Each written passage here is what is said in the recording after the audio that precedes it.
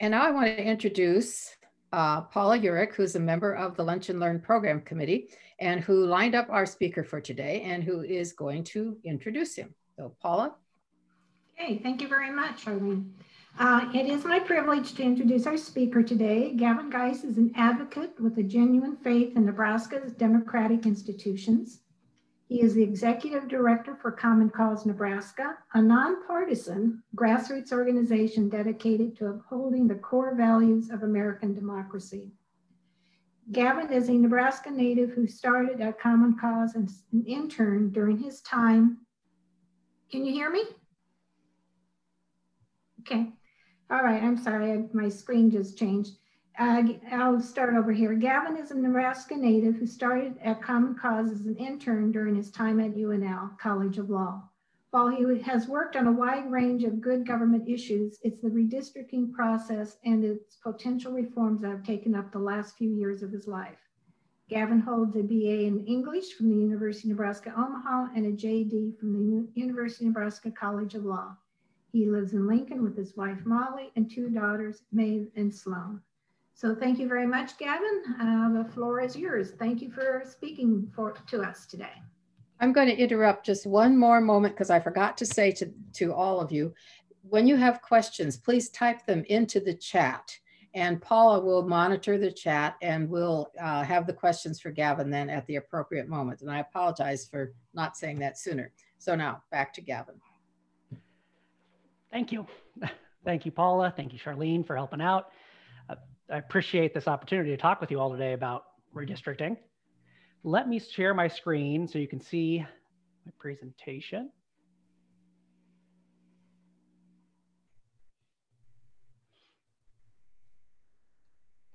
And let me make sure this is working before we proceed. We can see it. You can see it? Okay, perfect. All right. Well, like I said, thank you all for taking the time today to hear about redistricting and hear about what that looks like in Nebraska and what we can expect in 2021 during the redistricting process. So as Paula said in my intro, this is an issue, redistricting is an issue I've worked on for probably the past 5 years. Not too long after I started at Common Cause, I started seeing bills introduced in the legislature dealing with independent citizens commissions, which got me interested in the topic in general and how it would affect our state, how it would affect our elections. And the more and more I dig into it, the deeper the rabbit hole goes, but the more interesting it's become. Also, the more important this type of reform, this discussion has become to me, and I think to the state. So starting off here, just for the sake of making sure we're all on the same page, I'm sure almost everyone on this call knows exactly what redistricting is. You've probably talked about it with friends. You've probably heard discussions on it before. But for our purposes here today, what I'm talking about is the process every 10 years by which states redraw their voting maps to account for changes in population usually. It's usually shifts of population. Occasionally, it's just changes in the layout of a community. But 90%, 99% of the time, it's because of shifting or growing populations. We have to take the voting maps like we see here. So the one I've got right now in front of us, this is Nebraska's layout of district maps or of districts. As you can see here, you have county 43, or not county, district 43, which takes up many, many counties. 47, 44, very large geographic districts. But the goal here is for those to have the same number of people with a deviation of only 1% as the smaller districts in Douglas and Sarpy and Lancaster. So what we're trying to do is break up the state into 49 equally distributed districts of people so that the same number of people get to vote on each candidate. Now this is what we're looking at here is the district maps we currently live with. This map is what we'll be adjusting next year and changing so that it more accurately reflects how our communities look now, and populations have shifted. This next one, just so everyone at the top kind of has it in their mind, this is the House of Representatives map, our 3 congressional districts here. And this is also part of the state redistricting process. During 2021 legislative session, this is another map that will be readdressed and redrawn according to population changes. So now knowing kind of the broad idea of what we're talking about with redistricting, I want to talk a little bit about how Nebraska's redistricting process is unique and how we'll go about it if nothing changes. So first of all, like every other state, we draw our legislative and congressional maps every 10 years in the year ending in 1, as our law says. The goal here is to follow the census. We do our census, right, every 10 years. In the year following the census, we go about the process of redrawing our district maps. What makes Nebraska not necessarily unique, but defines Nebraska's system is the fact that our legislators are the ones who draw our district maps. So the process of redrawing district maps is done nearly entirely by our legislators. They have some help from state staff to draw initial maps. There's unquestionably input from the governor's office on how these maps look. But at the end of the day, the people who decide what our district maps will look like are elected officials. Whether that's the legislators that draw the maps, that's a 9-member committee. So at the beginning of this upcoming legislative session, the executive board of the legislature will select 9 members to form a select committee that will be charged with drawing the district maps that will eventually be presented to the whole legislature for a vote, and then go to the governor's desk for either a veto or a signature. Those 9 members, 3 come, so for the 9 members of the committee, 3 come from each congressional district. That is one provision that I think helps make it a fairer process in Nebraska. The other provision that I think sustains some fairness is the fact that only five members of that committee can be from the same political party or the dominant political party. So it's guaranteed that 5 members of that party will be Republicans and 4 will be Democrats in this upcoming session. We have no libertarians, we have no independents. So it's most likely that we will have 5 Republicans and 4 Democrats who will take over the process of drawing our district maps next year. Now, once we've established this committee, they take in the census. So what happens here is we get census data in Nebraska. That data then goes into what's called the Legislative Research Office, where state staff go through the process of analyzing it and drawing at least the first set of maps, giving legislators something to work with. From there, those legislators are tasked with taking these preliminary maps to a meeting in at least each congressional district.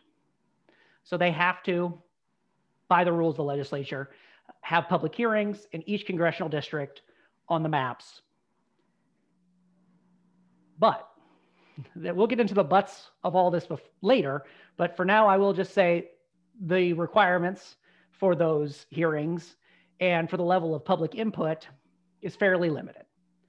It's a fairly straightforward, quick process they go through, which can lead to shortcomings in the final maps. And the final note here I just added to the slide is the governor does have veto power. That's not true of every redistricting process, certainly not in states where bodies other than the legislature draw the maps. Here in Nebraska, that gives the governor and the majority party a large deal of control over what these final maps look like. So that's briefly just what our process looks like.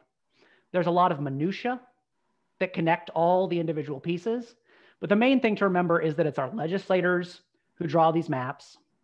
They are the ones who draw them, take public comment, and then eventually vote them either back into that committee or onto the governor.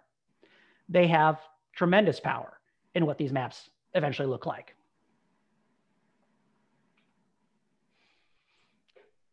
So next, I wanted to talk a little bit about census and redistricting and how they interconnect. I'm sure many of you know, and as I said earlier, we use census data to redistrict. So we take the count of everybody, or hopefully everybody in the state. We then use that information, the federal government collects it, and then they distribute it to the states for their use in the redistricting process.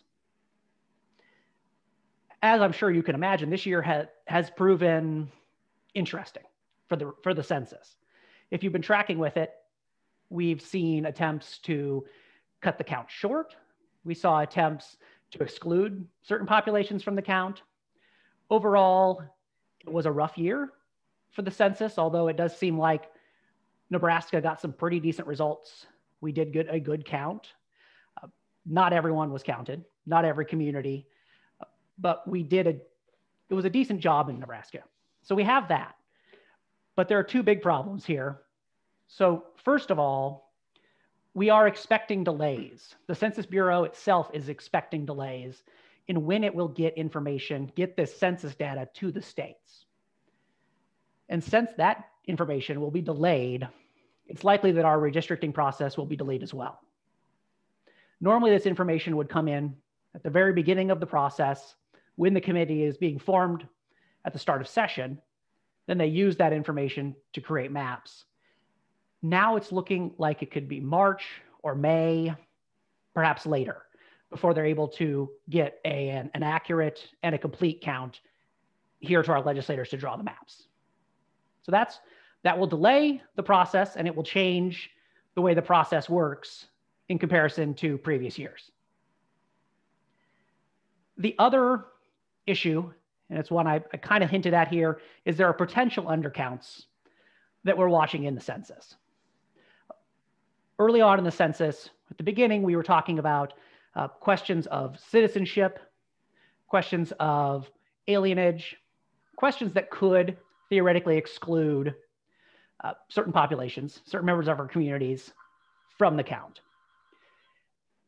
As of right now, I have no reason to doubt Nebraska's data, but overall, there were certainly issues early in the process that could have led to undercounts, that could have led to communities that were shrunk compared to what they would have been otherwise.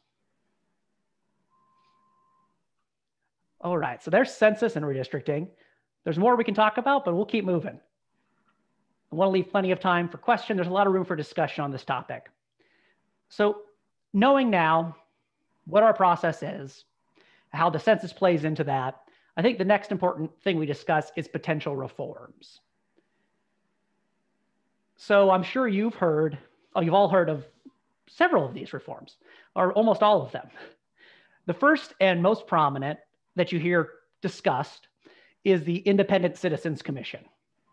That's the model that states like Arizona, Colorado, Missouri, California, Hawaii, Alaska, etc., all have a model of Independent Citizens Redistricting Commission. Now, what does that mean? What that means is that the body who draws the maps in these states is made up of citizens and not elected officials.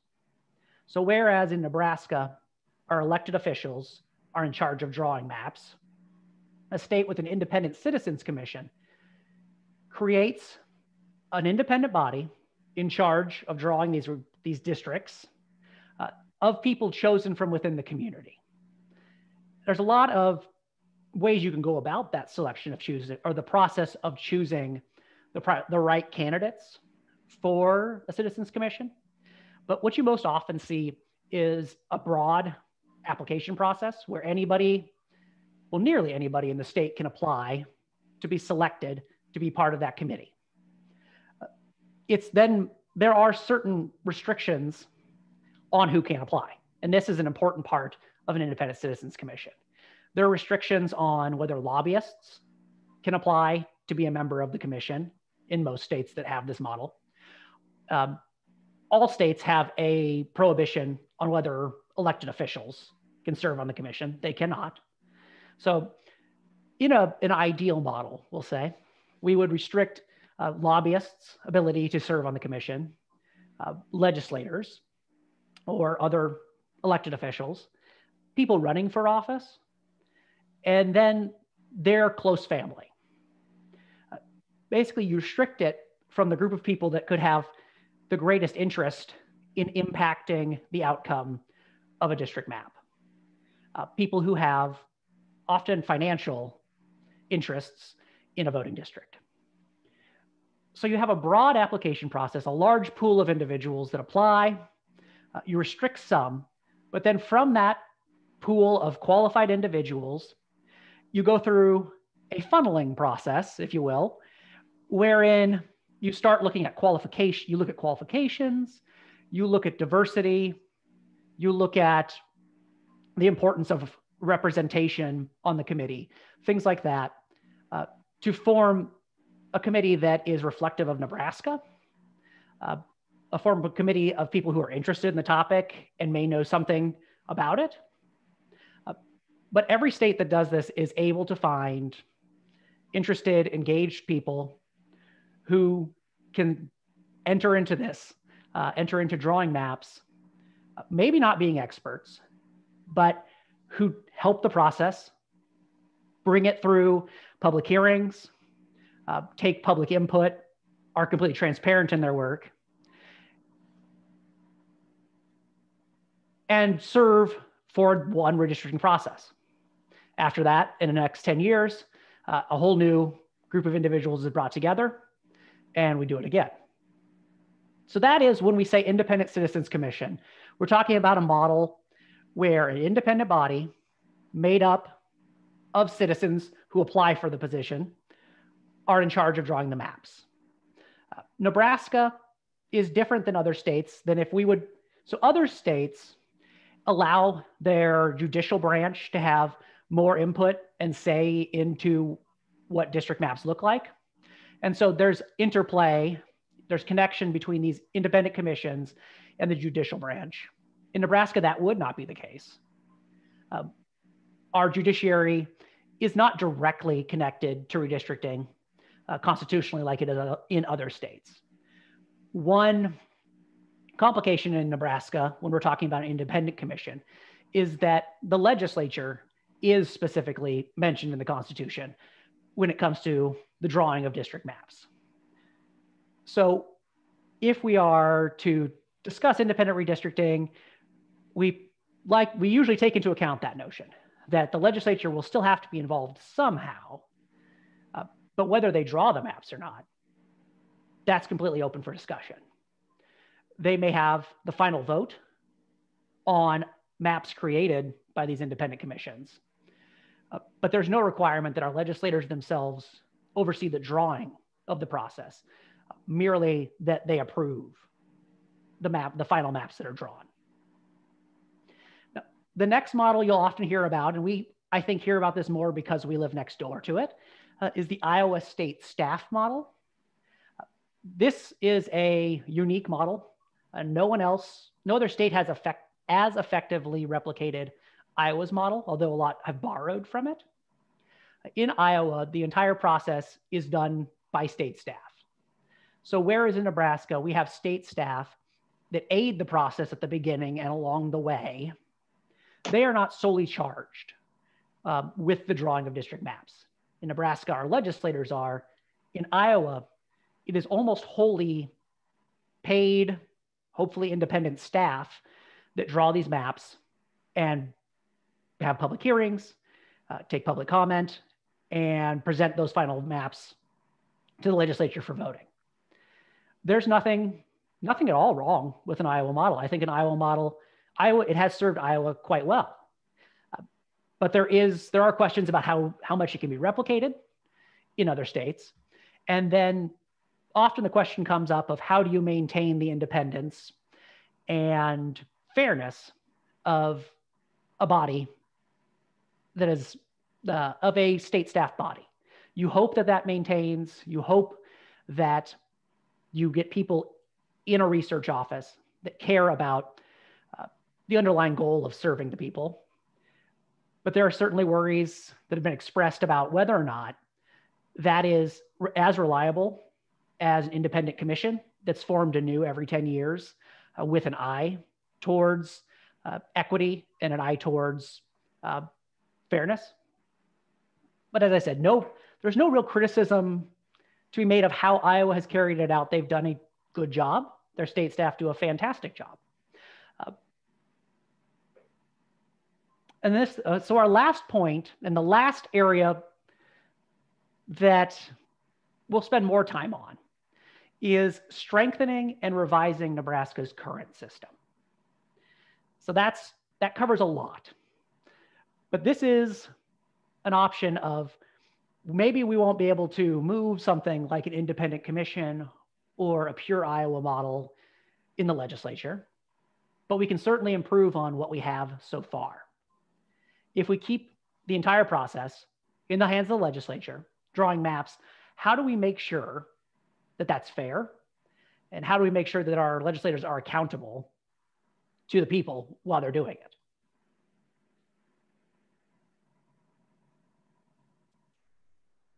So, improving Nebraska's system. Now, off the top, I'll be honest with you and tell you that this is the most likely path for meaningful reform in the upcoming legislative session. I personally would love to see a more robust revision of our redistricting process. But if we're being realistic about the legislature and their interest in passing something large, I think we look toward something that improves the system we have right now and protects us as citizens from gerrymandering, from skewing maps. So, improving the system, first, I will say the Nebraska system is not statutory. Almost all of there are some statutory legal protections for redistricting, as there are some federal constitutional protections for how districts can be drawn. But when it comes down to the process of how legislators do it in Nebraska, it's not actually statutory. It's instead in the rules of the legislature. Now, the rules of the legislature, that sounds like, one could question, why is that a problem? Well, first, the rules are not subject to the same protections as statutory language. They are mostly internal within the legislature. They don't provide the broad legal protections that an actual portion of law would. And the other reason that I take issue with using I'm having you cut out a lot. Are you? How about now? Better? Well, I mean, you sound fine now. It's just the last maybe 3 paragraphs you've said are very jerky and I can't understand you. You know what? Like crackling. Okay, I'll repeat there. Thank you. So I'll back up here. What we're on here is the idea that Nebraska's redistricting rules are within the rules of the legislature and not statutory legal protections. Sorry, reorganizing my thoughts to make sure I cover what I need to cover. The biggest issue with them being rules and not statutes is that the rules of the legislature are not subject to the same public comment and public notice requirements as Nebraska's statutes. So when the legislature goes to introduce a bill on redistricting, we will receive notice online by other public methods, and then we can show up to those hearings and talk about what's good or what's broken with the ideas that are being presented. When it comes to the rules of the legislature, there is no requirement that there's either public notice or public hearing of any of the rules of the legislature. I've spoken with the clerk of the legislature, and it is entirely up to the chairman of the Rules Committee to decide whether or not we'd hear anything at all about the redistricting process and how it will work in 2021. We hope, right, that there's enough public interest in the topic that they would provide us all the opportunity to discuss. But by the very laws of the legislature itself, there is no requirement, no legal requirement that we would know anything about it until it is on the floor of the legislature being voted on. And then we would have to deal with that process. So first and foremost, we need to make our rules legislative. They need to be statutes that have the protection of the law and that hold legislators accountable to public discourse. Nebraska has actually very robust protections for public input on pieces of legislation. There are many states that do not require public hearings or public comment on pieces of legislation before their body of rulemakers. We do. And I think that our redistricting process deserves the same level of scrutiny and the same level of protection as we've given everything else. Now back to our slide here, we got the next point. Well, so I say the next point, but what I actually mean to say is that if we're going to revise it into statutory language, into something that is legally protective, there are some key areas I think we would want to focus on as an organization, as Common Cause, and I think as advocates for improvements. So first and foremost, there needs to be a requirement for public access and public input in the redistricting process itself. Some of that does exist in the current rules of the legislature. But first we can make that statutory, but we could also make it more robust. There are requirements, as I said at the beginning, that they have public hearings on maps in each congressional district, but that's it. There are no requirements of transparency about the maps that are being drawn, about where the information is coming from, or the decisions that are being made within the committee. There's a lot of room to improve on that. There's a lot of room to require greater public access. States now are requiring their redistricting commissions to maintain a website while they're drawing the maps, where all the information that comes in from the census, where the draft maps, where their minutes can all be held, and the public can go there for input as well.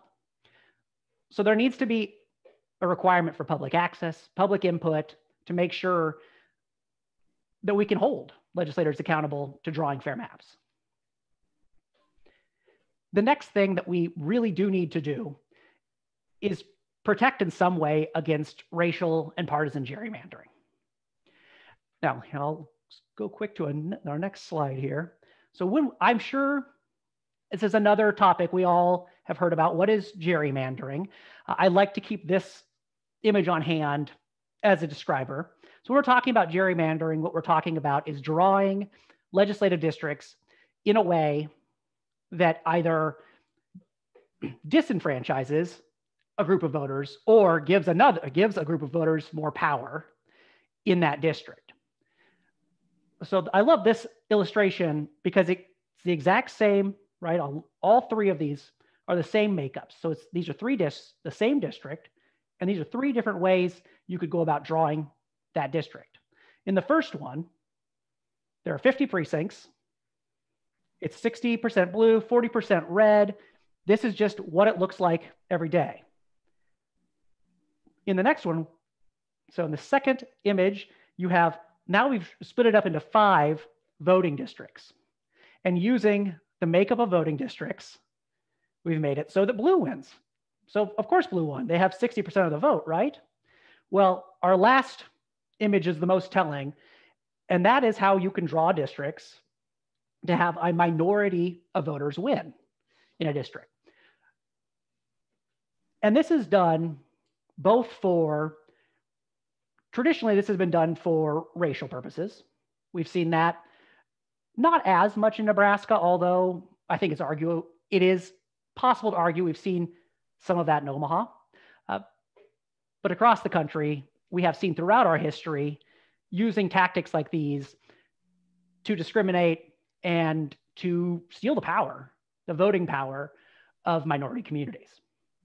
More and more, when we talk about gerrymandering, what we're talking about is partisan gerrymandering. This is the topic that has come up in front of the Supreme Court in the last few years and is being pushed pretty fervently at the state level.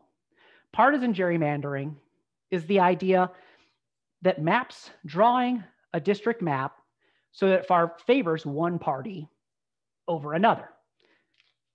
So potentially skewing lines, trying to gain the influence, partisan influence in a district by how you draw those districts. Now that might just seem like fair game if you're in a partisan mindset, but what we see this being used as is another way of racially gerrymandering. States have successfully made the argument that we're not discriminating against Black voters, we're discriminating against Democrats. And courts in states have upheld that as perfectly legal. The Supreme Court went as far as to say, this is a political question. We can't tell you whether it's legal or illegal, constitutional or not, to gerrymander based on partisanship. States are pushing back against that. There are legal protections we can provide to protect against both racial gerrymandering, but also partisan gerrymandering.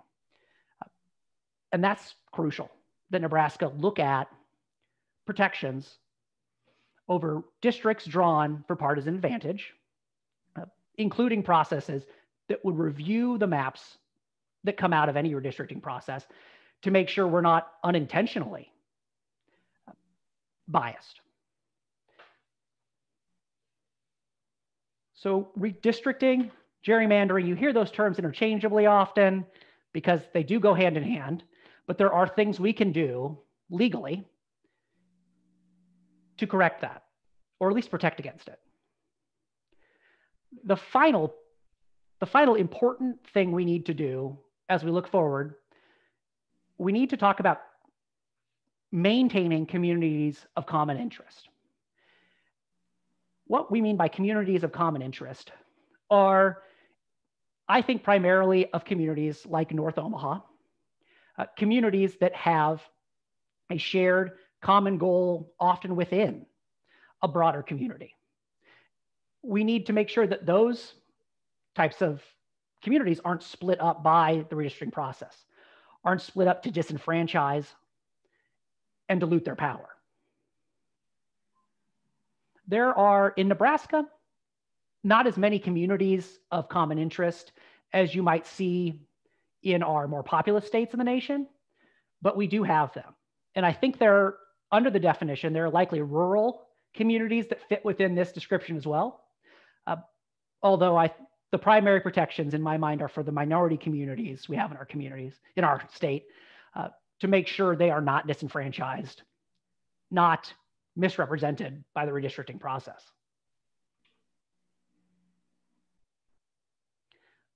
So, and now that brings us, those are the main reforms, and I'm glad to talk more about that, but just a quick discussion on those is, those are the areas we need to focus on if we're going to improve our system in 2021. How then, let's say, theoretically, nothing can be done. We can't pass a law. No one's interested in talking about legislation. What then do we do? Well, we have to talk about it in an accountable process. How do we hold legislators accountable? How do we act as watchdogs for the redistricting process? First, and most importantly, public testimony and public input is crucial. I think it's easy to think that legislators aren't listening, that they're not paying attention. But during the redistricting process, the more public input, the more feedback they get on the maps they're drawing and the mistakes they're making, the more likely they are to make revisions. This then goes back to our need for greater public input, greater public access. But even under the current rules as they stand, we have at least 3 separate hearings on the maps where I think it's crucial as Nebraskans, as advocates, that we tune in and we pay attention to what's happening. If we wait until these maps are drawn and voted on by the legislature, it will be too late to have any say in what our communities and our voting districts look like. So first of all, public testimony, public input will be vital to holding this process accountable. The next area, and an area that is growing in interest and popularity, is the idea of community maps for redistricting. What we mean by community maps are district maps put together by communities themselves that can then be introduced to legislators as examples, or that can be used to counter potentially gerrymandered maps that come from legislators. Now, who draws community maps? That varies greatly. There are genuine communities themselves, community groups that take this on. And then there are broader coalitions of organizations and states that are coming together to say, can we all agree on a map? Can we draw a map together and agree on it? Something that we could use to argue for fair districts and accountable representative redistricting. Community maps is something that Common Cause is looking at strongly. It's an area where I think we can have some real impact on the legislature. If we can come to legislators, not with just complaints, but suggested map that's fair, that's equitable, that gives us a lot of power and strength to create fair and representative districts. So if you're tuned into this, if you hear more about this about redistricting from the league, expect to probably hear more about community maps as we work together to hopefully draw something. As you can see, I'm a little excited about the prospect of being able to bring something like this to legislators. In the past, during the last redistricting, which I wasn't a part of, but I know enough about it, there was public input, but nothing of this caliber, nothing that could carry as much weight as communities drawing their own maps and having to say. Finally, holding an accountable process, and this is something none of you at the league are foreign to, is legislative engagement. Starting now, all the way through the redistricting process, there are conversations to be had with our legislators about the importance of redistricting and about the fact that we, as Nebraskans, are watching. It's easy for legislators to think that the redistricting process is something wonky, that it's something only they really care about or know about.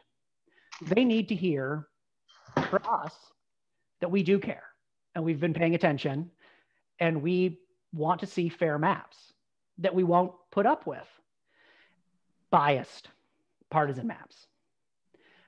My greatest fear during the 2021 redistricting process is that enough people will not speak out, that they will not share their opinions and their voices, and that it will end up being a partisan infighting process like it was in 2011, sorry.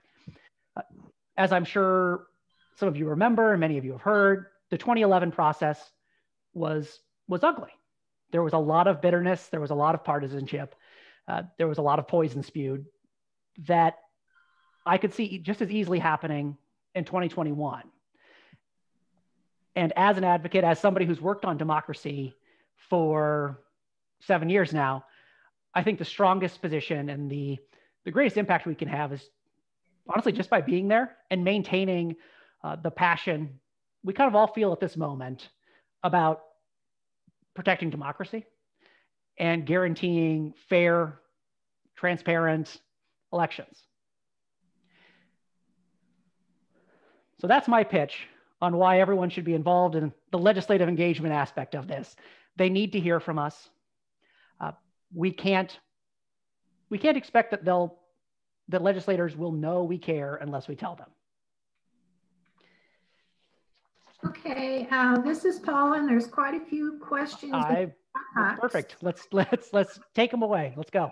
Okay, some of the early ones were to kind of clarify that the staff that help with the initial work and throughout the process are legislative staff and not executive branch staff. Is that correct? Correct. That is correct. They are legislative branch staff housed within the legislature itself who help draw these maps. Yes.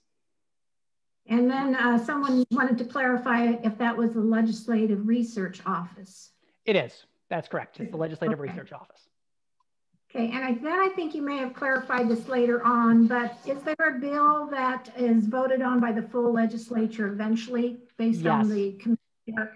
Okay. So what happens is that committee goes through the map making process. They revise, and then they introduce a final set of maps to the legislature where the whole body votes on it, and then it goes to the governor's desk.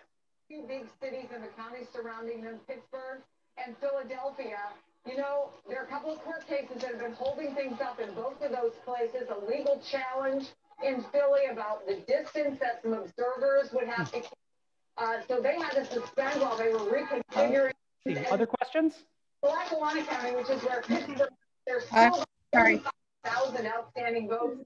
Those are not going to be counted today because about 29,000 of them as part of a court. Someone may want to mute their audio. I think we've got we've got a side conversation going. Sorry. It's okay. Then there was another question: who, in an independent commission situation, who makes the ultimate selection of the members? It's a good question. It's a very good question, honestly, because it's different. I can address that a little bit. It depends on the state, you know, exactly. State by state, what they've done. In Michigan, for example, anyone can apply to be on the commission, but there's an independent accounting firm that makes the final selection.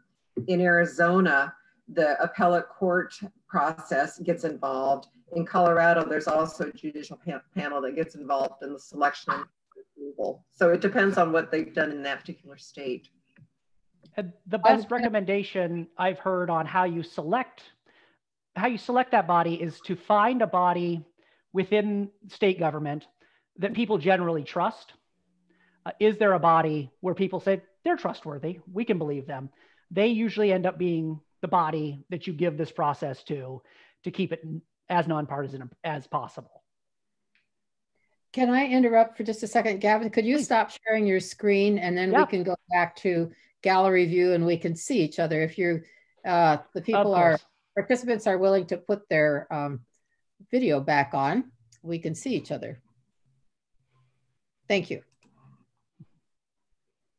Okay, working through the chat box, there was a question or a clarification that the U.S. Supreme Court basically okayed partisan gerrymandering, but not racial gerrymandering. Was their decision had that ultimate sort of outcome?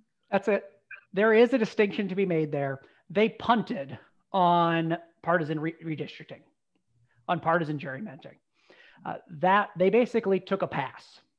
There is clear legal precedent as to racial gerrymandering, constitutionally protected against racial gerrymandering.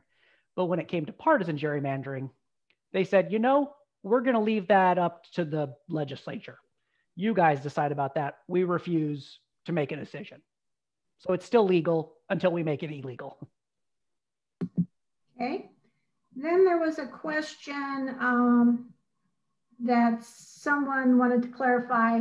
Have maps already been done by groups such as ALEC, A-L-E-C, that are already been presented to the members of the legislature that may already be in the hopper for consideration? That is a good question.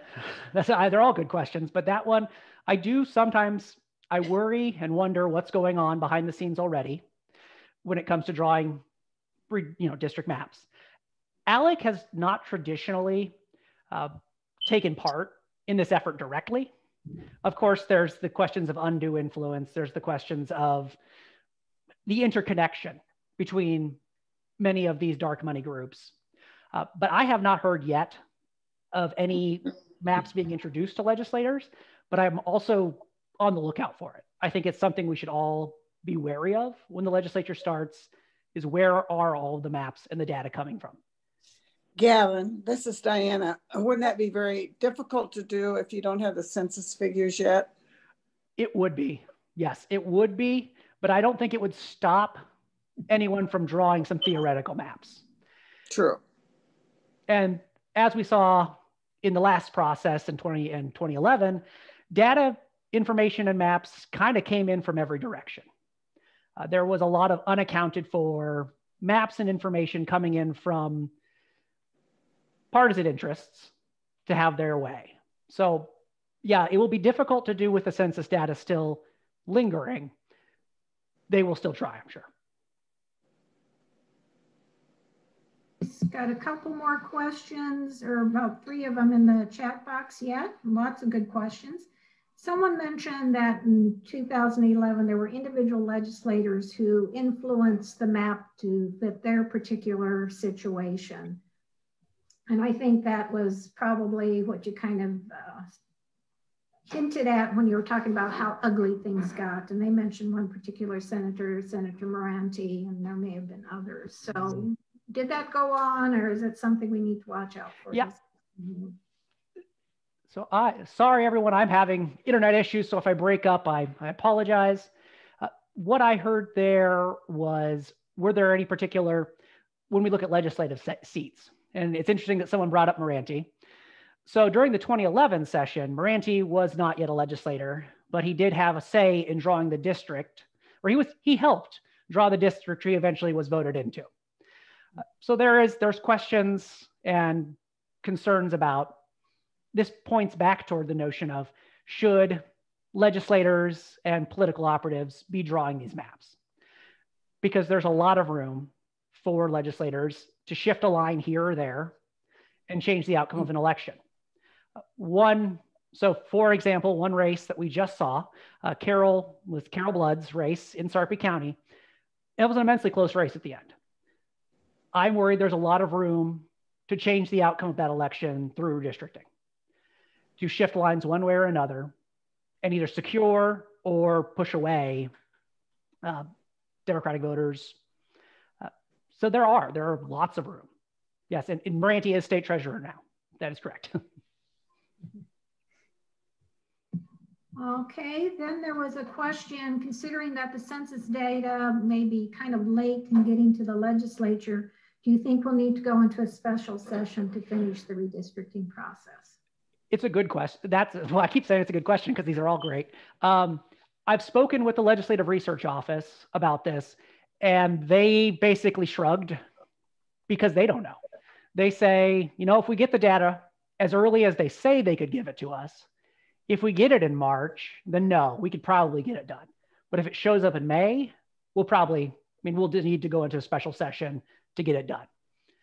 It has to be done one way or another, but the delay definitely makes it more likely. Okay, and then there was a question about diluting the vote in the 2nd congressional district. It would be difficult to do, and that may be just sort of tied to the rather interesting role the 2nd district had in this particular presidential election. So I'm not quite sure what they're getting at, but I think it might be, is there ways to make the 2nd district less likely to do what it did this time around? The answer to that is yes. The answer to that is yes, it is possible to change the outcome of the 2nd district. I'm genuinely worried that will be a main focus for those who want to skew the process, that the 2nd district will be sensitive to potential additions of surrounding rural communities to dilute the votes there. It's very subject to change.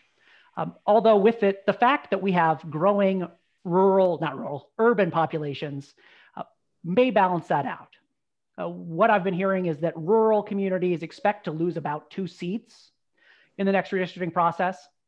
Those will shift towards Omaha and Lincoln. And so in the end, it may be a wash, but I think everyone should be on the lookout for how the second congressional district is drawn and what changes are made, because we should question them.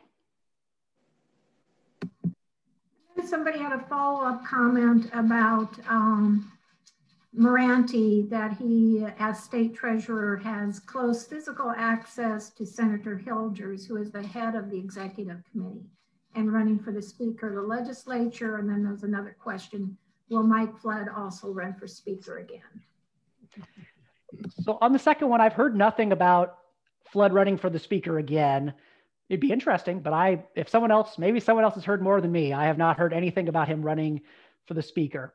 As far as Moranti's access, he is an ingrained part of that part of the Republican Party, and he will play a role. The executive branch will play a role in the redistricting process. Even if it's just the governor vetoing or signing, I have no doubt that other members of that branch will have something to say about how districts are drawn, and probably push some people in the direction they want to go. Another question in the chat box. Isn't there an attempt to increase the number of districts this session? So there was last session. In this last session, there were, I believe, 2 different bills to increase the number of votes. One of them was to increase it to 50. The other one was to increase it to 52 or more. Neither of those ended up going anywhere.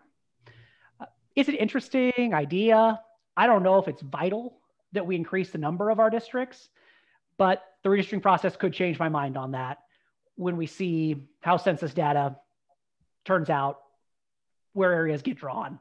The main argument is basically that our rural districts are getting huge, and some of them are getting quite large, unmanageable. I would not want to drive some of those districts and try to get votes from 7 different counties. So I understand the concerns, but for a pure, just, is it more fair with more districts? Not necessarily. I think we can do just as well with 49 as with 52 or 55. Plus, and this is Diana again, Gavin, plus I'm not sure there's enough time going into the next session to change the number of districts to have it apply to the redistricting process. You are correct. It would have to be constitutional. And so it would have to go to a vote. That 49 number is in our state constitution. They would have to pass it through the legislature, right? And then send it to us for a vote. Right. There is theoretically time to pass legislation about the redistricting process prior to them drawing the maps.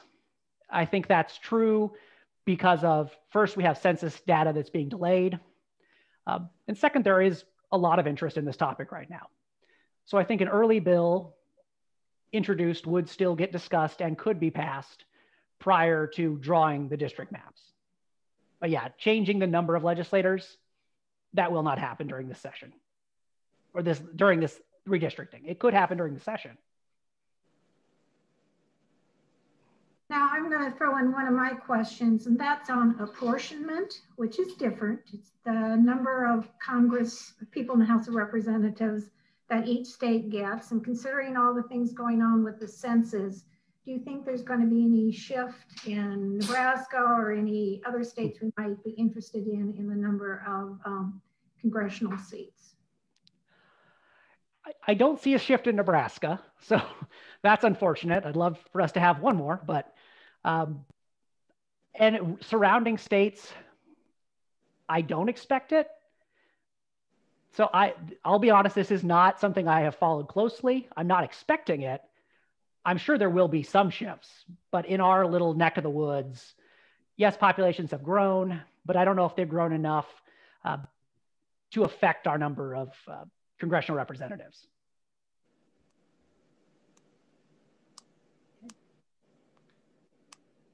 All right.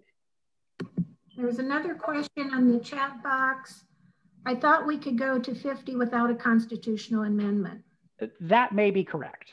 You know, I appreciate the correction there. It may be that we're set at 50 in the Constitution and we only use 49. or it could be 49 in the Constitution and we want to go to 50, somewhere in there. And I see this question here. Would you say the most important thing we can do is raise the visibility of redistricting? Yes. I would say that making this an actual topic that people know about and talk about is where we probably as advocates have the most strength during this process. Let's see, based on the census, there will be more urban senators based on the census. It's predicted that there will be 2 more urban seats. I haven't seen where they're expecting to place those yet, but it will be interesting which way does Lincoln or Omaha grow to include more urban seats. Okay. Well, I think that's the last of the questions. We have a comment. This has been very interesting. I agree. On behalf of all of us, let's give him either the little reaction hand applause, or you can raise your hands and do it like this. So it's fascinating, and it's wonderful to talk to someone with such expertise, and we really appreciate your being here with us today. And I want to remind all of you again that you are automatically going to be getting the information about our December 3rd noon meeting, at which the speaker will be Dr. Deborah Turner, who's from Nebraska and is now the president of the National League of Women Voters. So that'll be a real honor to have her speak to us. So come back on December 3. You'll get the announcement a week before, thanks to Jim Johnson and his faithful messaging system. And we're delighted to have you all. Have a great day. Stay safe and well. Enjoy the weather. Thank you very much, everybody. Thank you, Gavin. Thanks, Gavin. Thanks, Gavin. Thank you all for having me. This was very enjoyable. So I always love talking about redistricting.